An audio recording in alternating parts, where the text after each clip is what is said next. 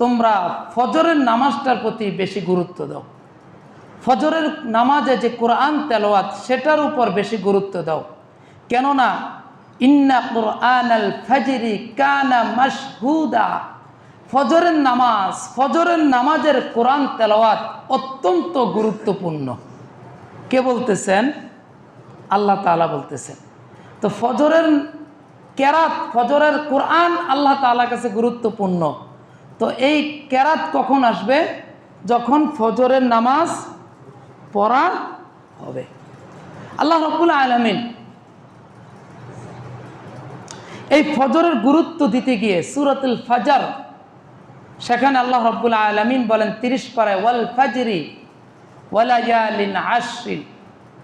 আল্লাহ রাব্বুল আলামিন বিশেষ কিছু বুঝাতে গিয়ে এই ফজরের নামাজের কসম আল্লাহ তাআলা করেছেন, যে ফজরের কসম ওয়ালায়ালিন আশরিন, জিলহজ মাসের প্রথম 10 রাত্রির কসম। এখানে আল্লাহ রাব্বুল আলামিন ফজরকে গুরুত্ব দিয়েছেন বিধায় ফজরের উপর কসম করেছেন। এমনিভাবে হাদিসের মধ্যে পাওয়া যায় যে ফজরের কত গুরুত্ব। হযরত আবু হুরায়রা রাদিয়াল্লাহু তাআলা আনহু থেকে বর্ণিত, বুখারী শরীফের 1075 নম্বর হাদিস। আল্লাহ রাসূল সাল্লাল্লাহু আলাইহি সাল্লাম বলেন, বান্দা যখন রাত্রে ঘুমিয়ে যায় তখন শয়তান এসে তার গিবা দেশে, অর্থাৎ তার গলার মধ্যে 3টা গিট্টা দেয়। কি দেয়? 3টা গিট্টা দেয়।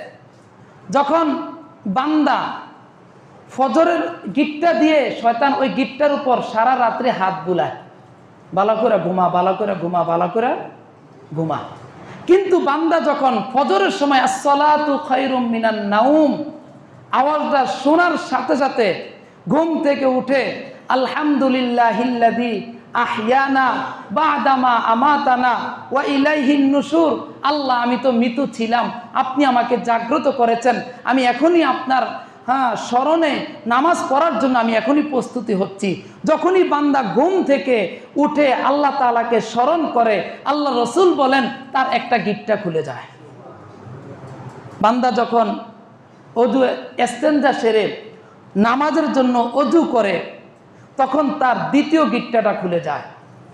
আল্লাহ রাসূল বলেন বান্দা যখন ফজরের জন্য আল্লাহু আকবার বলে নামাজ শুরু করে দেয়, আল্লাহ তাআলা তার 3টা গিট্টা খুলে দেয়। তখন ওই বান্দা যখন ফজরের নামাজ পড়ে মসজিদ থেকে বের হয়, ঘর থেকে বের হয়, তখন সে সম্পূর্ণ দায় মুক্তি অবস্থায় থাকে, অর্থাৎ তার উপর শয়তানের আর কোনো প্রভাবই থাকে না। তাহলে ফজরের গুরুত্ব আছে, ফজরের নামাজ আমাদের পড়তে হবে। খুবই সংক্ষেপে কয়েকটা ফজিলত বর্ণনা করতেছি। ফজরের নামাজের কয়েকটা ফজিলত খুবই সংক্ষেপে। 1 নম্বর মুসলিম শরীফের হাদিস 657 নম্বর হাদিস। আল্লাহ রাসূল সাল্লাল্লাহু আলাইহি সাল্লাম বলেন, মান সাল্লা সালাতাস সুবহি, যে ব্যক্তি ফজরের নামাজ পড়বে, ফাহুয়া ফি জিম্মাতিল্লাহ, সে আল্লাহ তাআলার জিম্মাতে চলে যাবে। কার জিম্মায়? আচ্ছা, আমি আপনি যদি সারাটা দিন আল্লাহ তাআলার জিম্মায় থাকি, আমাদের আর কোনো কিছুর প্রয়োজন আছে? আমার সব কিছু তো তখন কার জিম্মায় চলে যায়? আমার রিজিক কার জিম্মায়? আল্লাহ। একটা বিপদ আসতেছে, সেটাও কার জিম্মায়? আল্লাহ তাআলার জিম্মায় চলে যায়। তা আল্লাহ রাসূল বলতেছেন, যে ব্যক্তি ফজরের নামাজ আদায় করে সে সারা দিনের জন্য আল্লাহ তাআলার জিম্মাতে চলে যায়। দ্বিতীয় ফজিলত, মুসলিম শরীফের 6632 নম্বর হাদিস। হযরত আবু হুরায়রা রাদিয়াল্লাহু তাআলা আনহু থেকে বর্ণিত, আল্লাহ তাআলার নিযুক্ত ফেরেশতাদের 2টা দল। একটা দল সারাদিন ডিউটি করে, ফজরের সময় আসে, আসার পর সারাদিন ডিউটি করে আসরের সময় চলে যায়। আবার আরেকটা দল এই আসরের সময় দুনিয়াতে আসে, এসে সারা রাত্র ডিউটি করে ফজরের সময় চলে যায়। তখন যেই দলটা ফজরের নামাজ পড়ে আল্লাহ তাআলার কাছে যায়, আল্লাহ তাআলা তখন ওই বান্দাদের, ওই ফেরেশতাদেরকে জিজ্ঞাসা করেন, তোমরা যে এখন আমার নিকট এসেছো, দুনিয়াতে এই বান্দাদেরকে তোমরা কি অবস্থায় দেখে এসেছো? তখন ফেরেশতারা আল্লাহর কাছে সাক্ষী দিয়ে, আল্লাহ আমরা এসেছি, আমরা দেখেছি যে উমুক এলাকার উমুক বান্দারা নামাজে রত আছে, এই অবস্থায় তোমার কাছে এসেছি। আবার যখন গতকালকে আমরা আসরের সময় গেছি, গিয়ে দেখলাম তোমার এই বান্দাগুলা এই আসরের নামাজ পড়তেছে। অর্থাৎ ফেরেশতারা সাক্ষী দেয় কি, আমরা যাইও দেখছি তারা কি পড়ে, নামাজ পড়ে। আবার যখন আসছি তখনও নামাজ পড়ে। তাহলে আমাদের নামাজের সাক্ষী কে দিতেছেন? ফেরেশতারা দিতেছেন। তা আমার আপনার নামাজের সাক্ষী যদি ফেরেশতা দেয়, নামাজ কবুল হবে না? কবুল ইনশাআল্লাহ, অবশ্যই হবে ইনশাআল্লাহ। 3 নম্বর ফজিলত, বুখারী শরীফের 547 নম্বর এবং মুসলিম শরীফের 635 নম্বর হাদিস। আল্লাহ রসুল সাল্লাল্লাহু আলাইহি সাল্লাম বলেন, মান সাল্লাল বারদাইন দাখালাল জান্নাহ। যে ব্যক্তি ঠান্ডার 2 নামাজ পড়বে, অর্থাৎ ঠান্ডার মানে ফজর এবং এশা, যে ব্যক্তি ফজর এবং এশার নামাজ পড়বে, দাখালাল জান্নাহ, আল্লাহ রসুল বলেন সে জান্নাতে যাবে।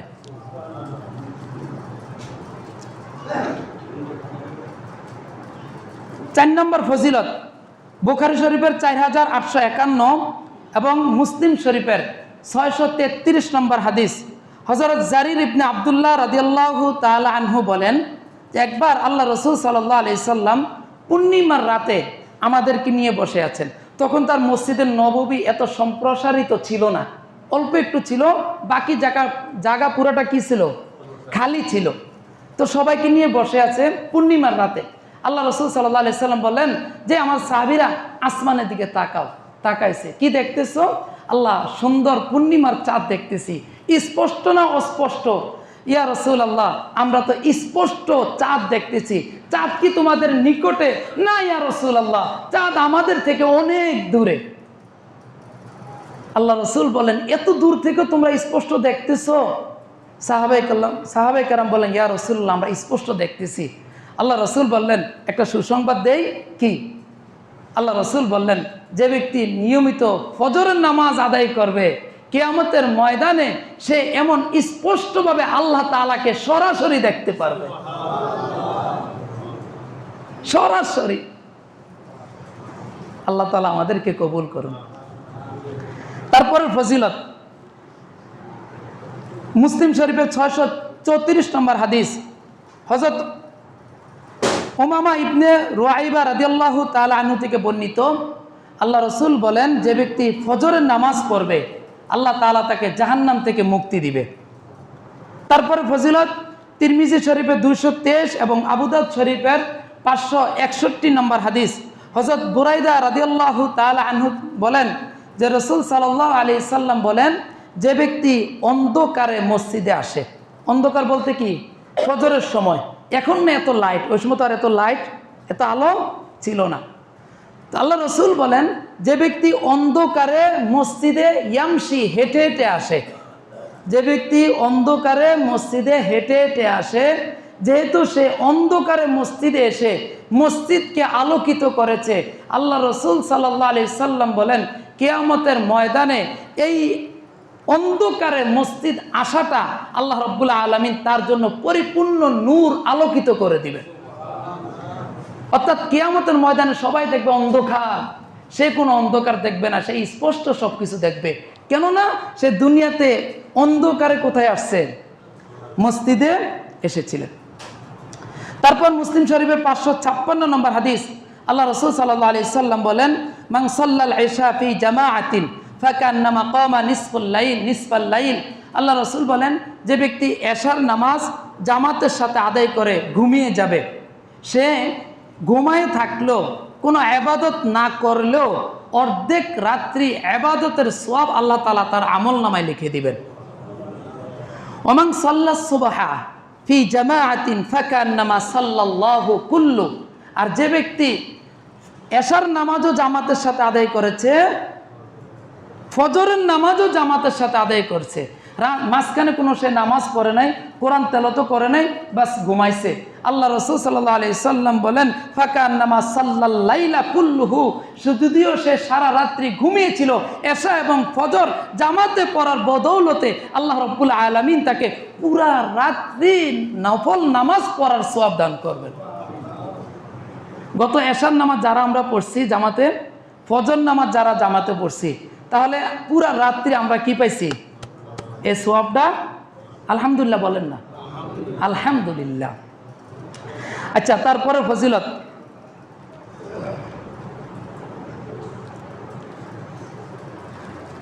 আম্মাজান আয়েশা রাদিয়াল্লাহু তাআলা আনহা থেকে বর্ণিত, মুসলিম শরীফের 725 নম্বর হাদিস, রাকাআতাল ফাজরি খায়রুম মিনাদ দুনিয়া ওয়া মা ফিহা। ফজরের 2 রাকাত নামাজ শুধু দুনিয়া নয়, দুনিয়া এবং দুনিয়ার মধ্যে যা কিছু আছে তার চেয়েও উত্তম। কে বলছেন? আম্মাজান আয়েশা রাদিয়াল্লাহু তাআলা আনহা, আল্লাহ রাসূলের সবচেয়ে প্রিয় স্ত্রী, যে দুনিয়াতে যা আছে তা, দুনিয়া এবং দুনিয়ার মধ্যে যা আছে তার চেয়েও উত্তম কি? ফজরের 2 রাকাত নামাজ। সম্মানিত উপস্থিতি, অনেকগুলো ফজিলত।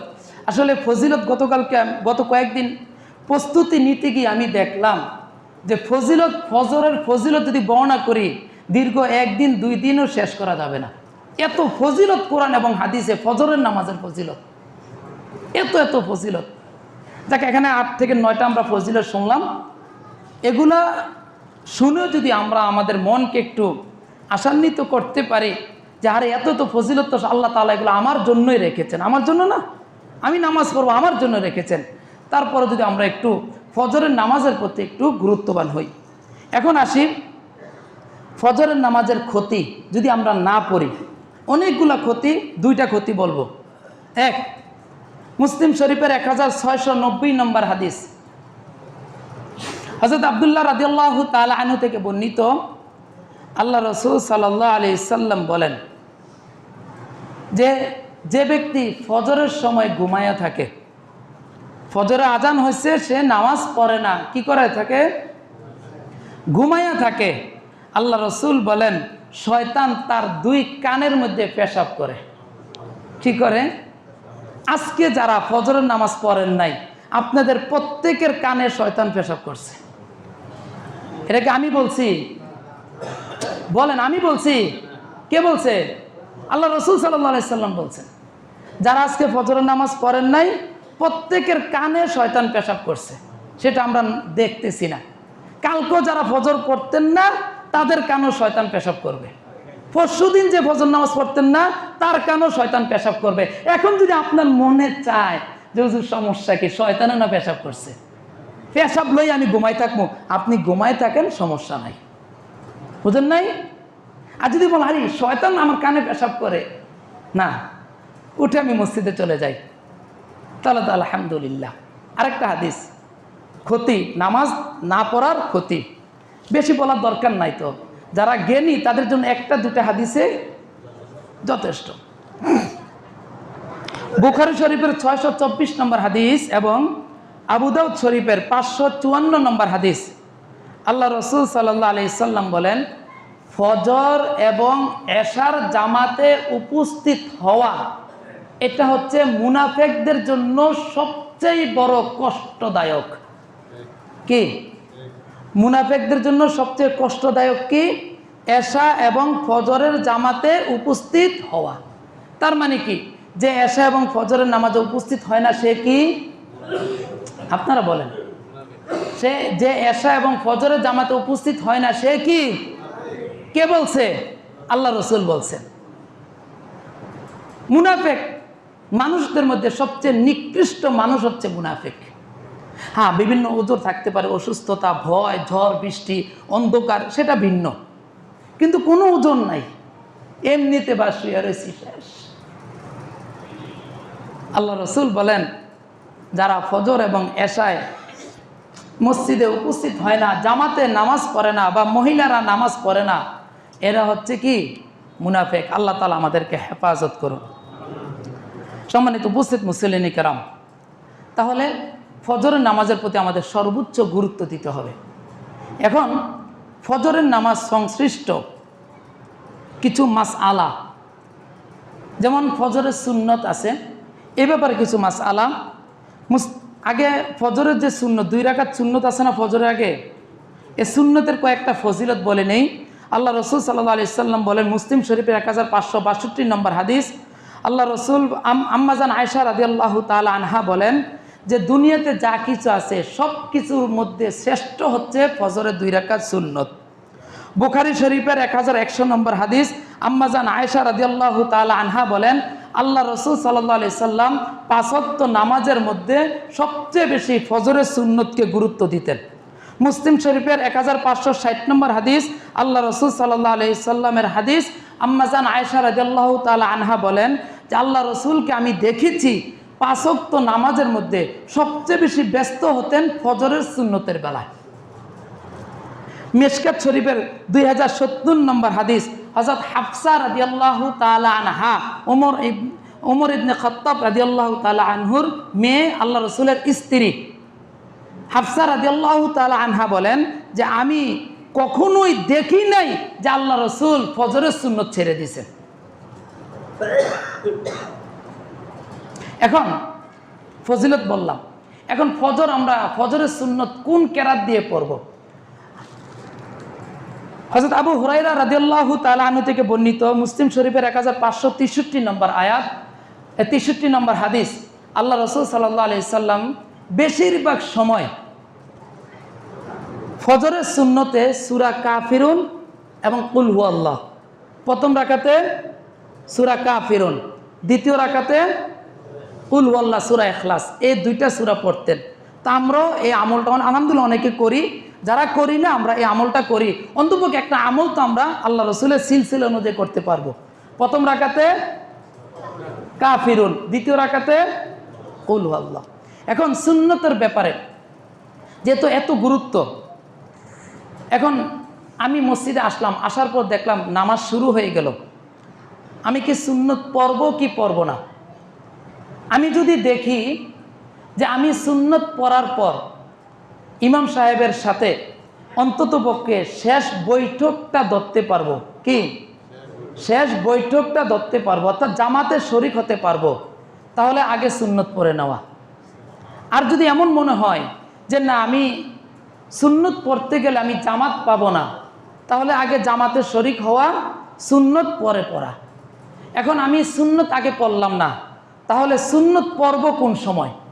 আমি সুন্নত পড়ব নামাজের, আমরা অনেকে করি কি, সালামটা ফিরাইয়া ফরজের পরে গিয়ে আমরা সুন্নত পড়ি।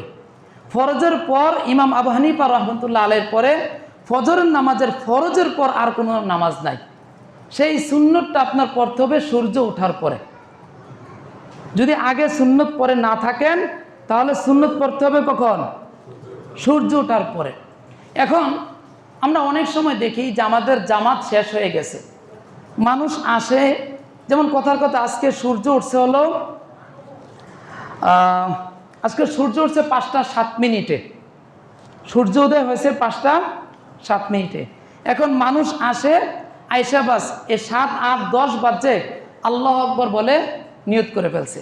দেখেন সূর্য যখন উঠে, সূর্য যখন উঠে, সূর্য যখন ডুবে, সূর্য যখন একেবারে মাঝ বরাবর থাকে, এই সময়গুলোতে নামাজ পড়া সম্পূর্ণরূপে হারাম। কি হারাম? এই সময়গুলোতে নামাজ পড়া হারাম। আল্লাহ রসুলকে জিজ্ঞাসা করা হলো কেন হারাম? আল্লাহ রসুল বলেন যে এই সময় যখন সূর্য উঠে, পূর্ব দিগন্তে যখন সূর্য ওঠে, তখন শয়তান এ সূর্য বরাবর এইভাবে দাঁড়ায় থাকে। তখন যারা মূর্তি পূজক আছে, যারা সূর্য পূজক আছে, ওই শয়তানকে দেখে তারা জানে যে শয়তান তখন দাঁড়ায় আছে, তখন তারা সবাই ওই কি করে সেজদা দেওয়া শুরু করে, অর্থাৎ তারা সবাই শয়তানের উপাসনা করা শুরু করে, ইবাদত করা শুরু করে। আল্লাহ রসুল বলেন যে ওই সময় যারা শয়তানের ইবাদত করে, কিন্তু আমরা ইবাদত করি কার? আল্লাহ। এজন্য সূর্য ওঠার সময় আমরাও যদি সেজদা দেই তাহলে সেজদাটা কেমন যেন শিরিকের অন্তর্ভুক্ত হয়ে যায়। এজন্য সূর্য ওঠার সময় কমের পক্ষে 10 মিনিট, উপরে 23 মিনিট, এ সময় কি কোনো নামাজ নিষিদ্ধ। তা আপনি পরে আসছেন, আইসা আমাকে জিজ্ঞাসা করেন বা যে কোনো সময় জিজ্ঞাসা করেন, হুজুর আজকে ফজরের লাস্ট সময় সূর্য কটার সময় ওঠে। এখন আপনি আসছেন যেমন 7-এ সূর্য উঠছে, 8-9 এসে আপনি আল্লাহু আকবার বলে নিয়ত করে ফেললেন। আপনি তো মেনে নিচ্ছেন যে ঠিক আছে আমি জামাত শেষ করলাম, আসলে আপনার এই নামাজটা আপনার গুনাহের কারণ হয়েছে। নামাজ তো আদায় হয় নাই, উল্টা কি হয়েছে, গুনাহের কারণ হয়েছে। এই জন্য নামাজ পড়ব, যদি আমার দেরি হয়ে যায় তাহলে জিজ্ঞাসা করবো যে হুজুর আজকে সূর্য কটার সময় উঠছে, অথবা নিজের কাছে ক্যালেন্ডার, এখন তো মোবাইলের যুগ, সবার কাছে অ্যাপস আছে, অ্যাপসে পাওয়া যায়, মুসলিম বাংলা অ্যাপস আছে, বিভিন্ন অ্যাপস আছে, এই অ্যাপসগুলোতে পাওয়া যায় যে কটার সময় সূর্য ওঠে। সূর্য ওঠার অন্তত পক্ষে 10 মিনিট পরে গিয়ে আমরা কি করব, নামাজ পড়ব। আল্লাহ তাআলা আমাদের সবাইকে আমল করার তৌফিক দান করুন।